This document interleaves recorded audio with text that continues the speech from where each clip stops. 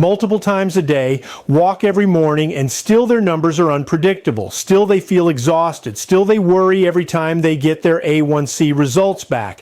The frustration I witness in my practice is real and heartbreaking. These are individuals who've been fighting this battle for years, sometimes decades. They've spent money on special diabetic foods. They've given up foods they genuinely love. They've done everything their doctors ask them to do, and they're tired. Tired of the constant vigilance, tired of feeling like they're failing, even when they're trying harder than anyone else around them. In my years of practice, I've learned something important. Sometimes the most powerful medical interventions aren't the most complicated ones. Sometimes it's the basics we've completely overlooked that create the biggest measurable differences. Recent studies from major medical research institutions have demonstrated something remarkable. Drinking water at specific times throughout the day can improve your insulin sensitivity by up to 40%. That means your body becomes significantly better at using the insulin it has. Whether that's your own naturally produced insulin or insulin from medication, the key isn't just about how much water you drink, it's about when you drink it, how you drink it, and what you add to it. Small strategic changes in timing can create substantial improvements in blood sugar control. Before we go any further, I want to know, where in the world are you watching from right now? Drop your country or city in the comments below. I love seeing how far this message travels, and it reminds all of us that managing blood sugar is a universal challenge we're facing together. Now, this isn't about replacing your medication or ignoring your doctor's guidance. This is about giving your body the foundational support it needs to work more efficiently so your medications can do what they're designed to do. Let me start by explaining what's happening inside your body as you age, because understanding this makes everything else make complete sense. After 60, several significant physiological changes occur that make blood sugar control genuinely more challenging, even if you're doing everything right. First, your cells gradually become more resistant to insulin. That means they don't respond as quickly or efficiently when insulin tries to deliver glucose into them for energy. Second, your pancreas doesn't produce insulin as efficiently as it used to, so you're essentially working with less of this absolutely crucial hormone circulating in your system.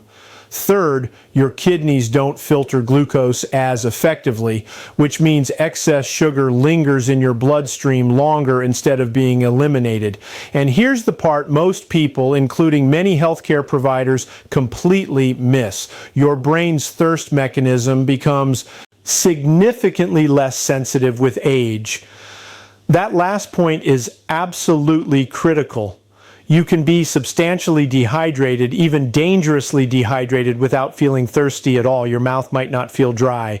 You might not experience any obvious discomfort. But inside your body at the cellular level, things are going wrong. And even mild dehydration, just 2% below optimal hydration levels, which is barely noticeable to you subjectively, can raise your blood sugar by 10 to 15 points. That's enough to take you from good control to poor control. That's enough to explain those frustrating morning spikes or unexpected afternoon highs that seem to come from absolutely nowhere.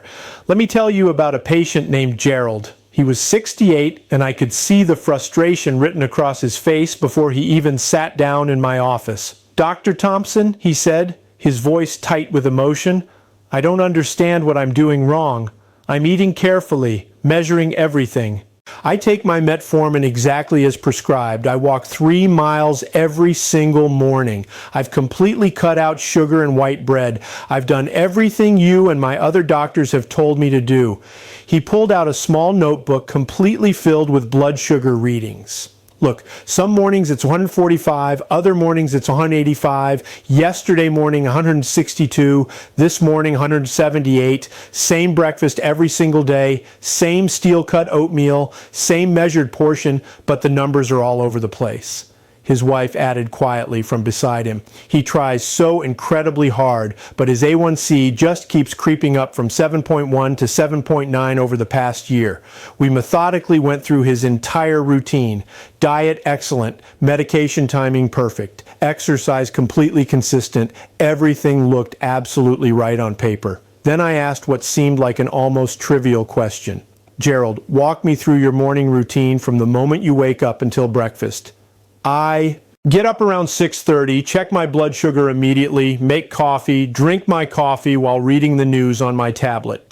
Then around 7:30, I make my oatmeal and take my medication with a glass of water. When do you drink plain water? I asked. He paused, genuinely confused. When I'm thirsty, I suppose sometimes with my medication pills. Is that wrong? There it was. Gerald went from 6:30 a.m. until 7:30 or even later before drinking any actual water. 8 hours sleeping without fluids. Then another full hour awake without hydrating.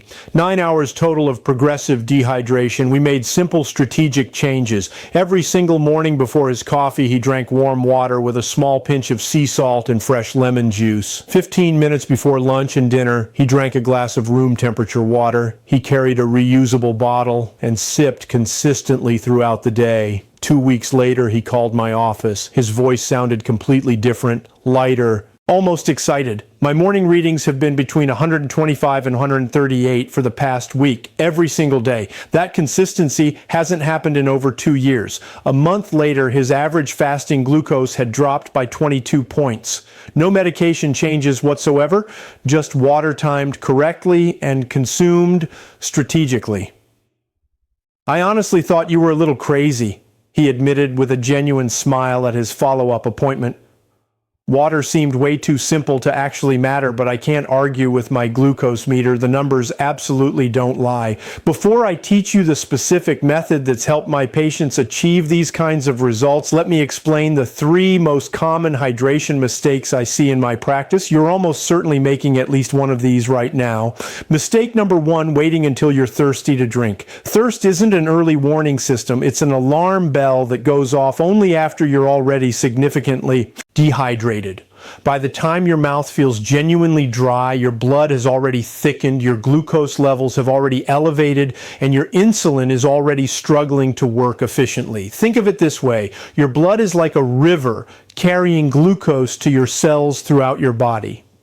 When that river is full and flowing well, glucose moves smoothly to exactly where it needs to go. When the river runs low, it becomes thick, sluggish, and slow moving. Glucose gets stuck.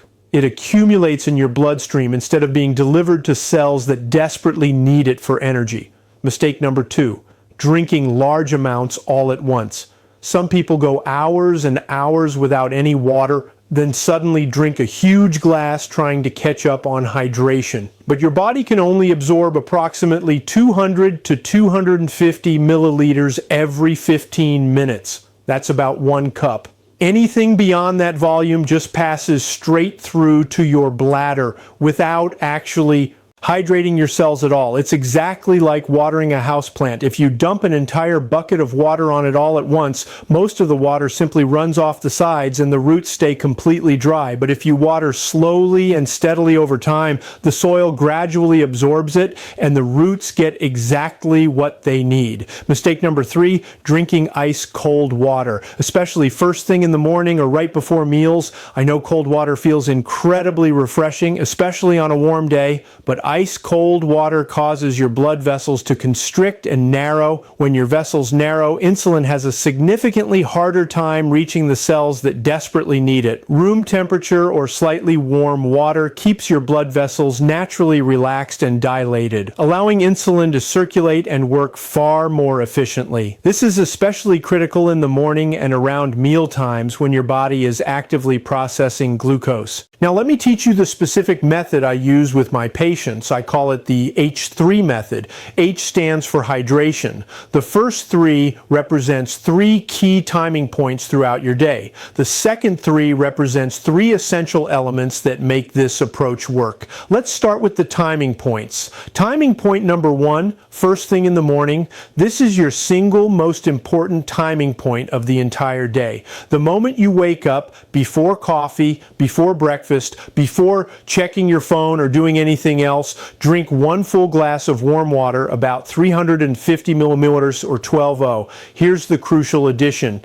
Add a tiny pinch of natural sea salt. I mean, genuinely tiny. Just what fits on the tip of a butter knife, and squeeze in juice from about half a fresh lemon. Why these specific additions? After 8 full hours of sleep, your body isn't just dehydrated from lack of water. You've also lost electrolytes through normal Nighttime processes. That small amount of sea salt provides sodium, potassium, and magnesium that actually help your cells absorb and utilize the water you're drinking instead of it just passing through. The lemon provides vitamin C and creates a slight acidity that helps stabilize your body's blood sugar response to your first meal of the day. This simple morning ritual accomplishes something remarkable. It signals your adrenal glands to calm down. Those glands naturally produce cortisol, your stress hormone, which peaks every morning. Cortisol instructs your liver to release stored glucose into your bloodstream. By calming this stress response with proper hydration and minerals, you actually prevent that unnecessary morning blood sugar spike. Let me tell you about Elizabeth. She was 72, had been managing type 2 diabetes for 14 years, and her biggest ongoing frustration was her morning blood sugar. She'd wake up consistently at 165 or 175, even though she'd eaten a careful measured dinner, and her bedtime reading had been perfectly acceptable. We started with just this one single change. Warm water with a small pinch of sea salt and fresh lemon juice first thing every morning, at least 20 minutes before her coffee. 3 weeks later, her average morning reading had dropped to 128. Same medication dosage, same evening routine. The only difference was how she started each day. I wake up feeling genuinely different too, she told me at her follow-up. More clear-headed, less foggy, and confused. And that lower morning number gives me confidence and momentum for the entire day ahead. Timing point nerf 2.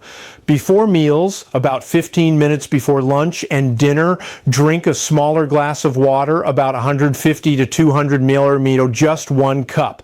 This simple habit does something physiologically important. It prepares your entire digestive system, stimulates enzyme production, and most importantly, for blood sugar management. It slightly dilutes the contents of your stomach, which directly slows down how rapidly carbohydrates are absorbed into your bloodstream.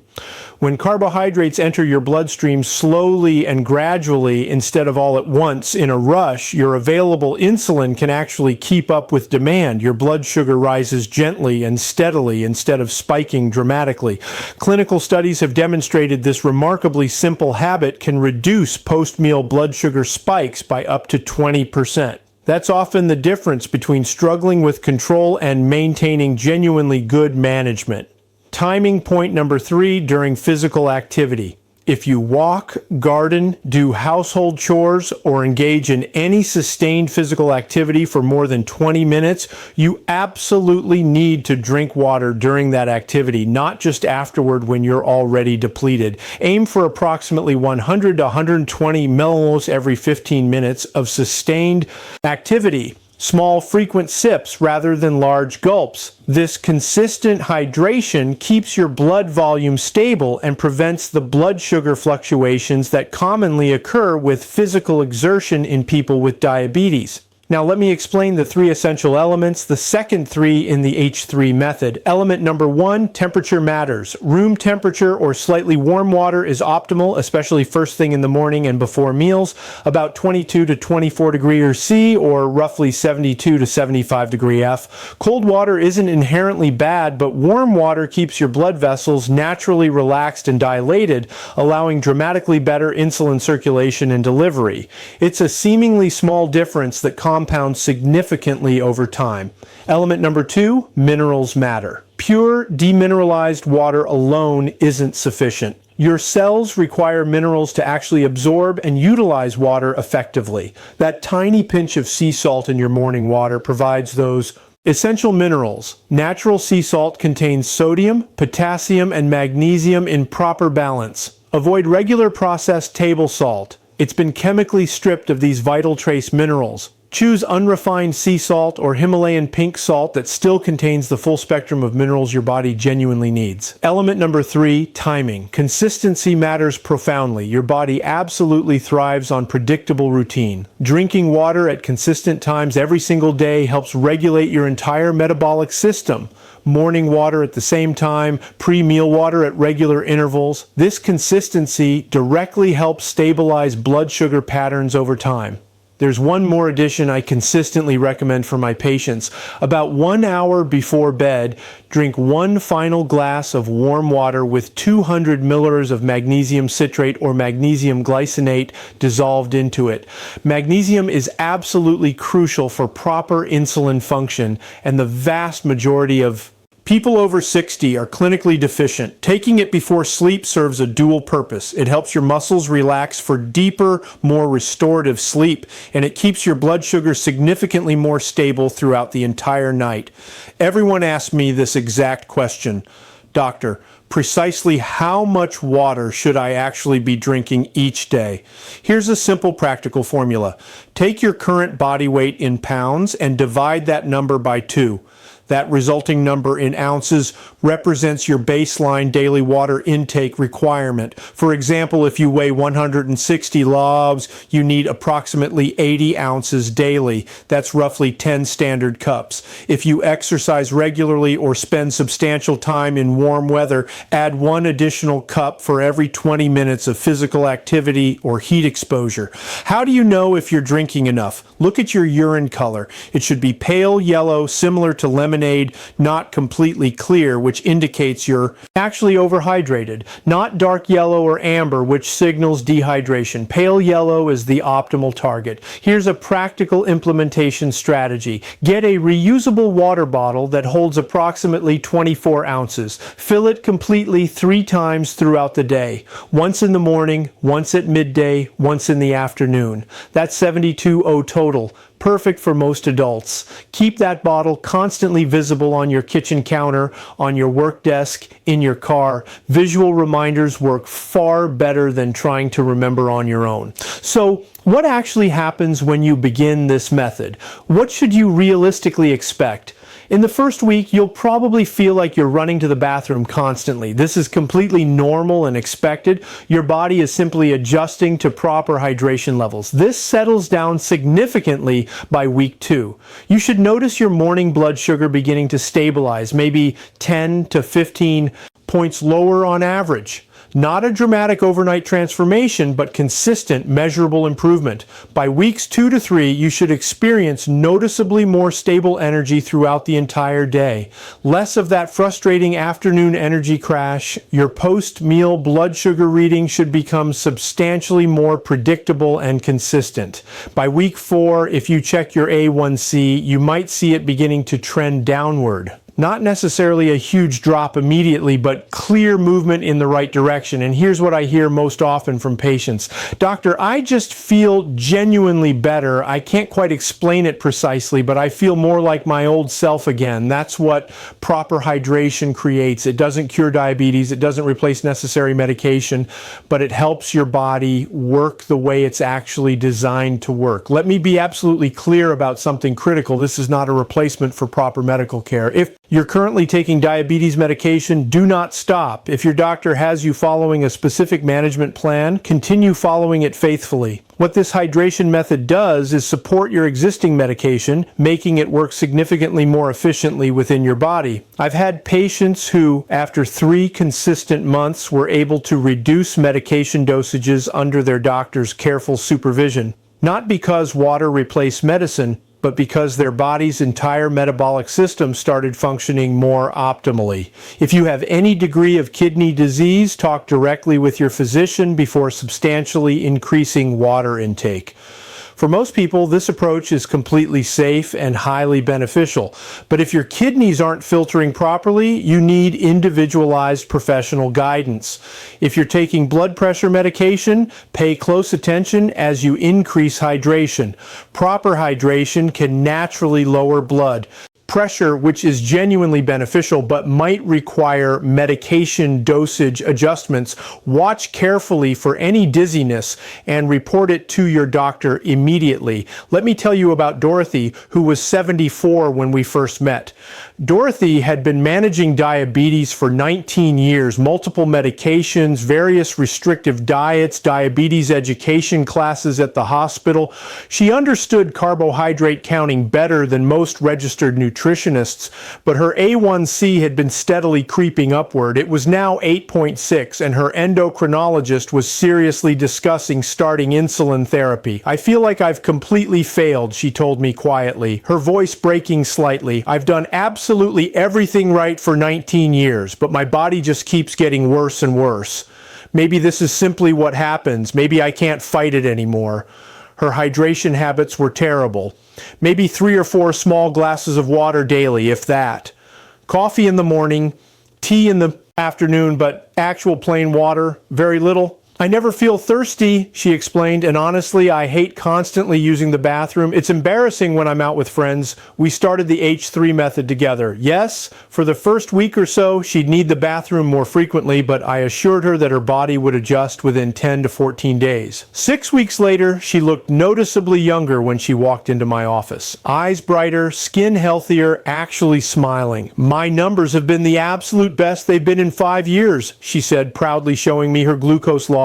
"My average used to hover around 185 to 205. Now I'm consistently 145 to 165. My doctor actually reduced one of my medications, but she said it wasn't just about the numbers on the meter. I have genuine energy again, real sustained energy. I can think clearly without that constant fog. I even started gardening again, something I'd completely given up on 2 years ago." 3 months later, her A1C results came back at 7.3, down from 8.6. "You gave me my life back," she said, tears streaming down her face. But they were happy tears with water, something that costs virtually nothing. "I just wish someone had explained this to me 19 years ago when I was first diagnosed." Dorothy's story is exactly why I create these educational videos, because there are thousands of people exactly like her struggling right now, trying so incredibly hard, feeling completely defeated when sometimes the answer is genuinely simpler than anyone could imagine.